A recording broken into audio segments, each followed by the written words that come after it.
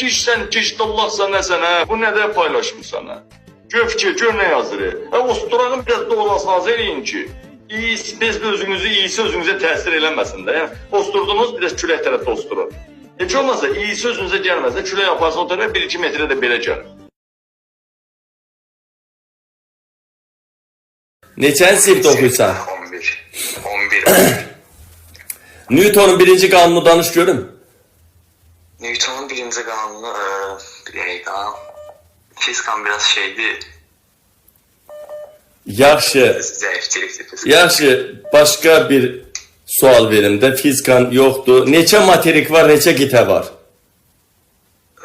7 tane olmalıydı, yoksa 4'üydü.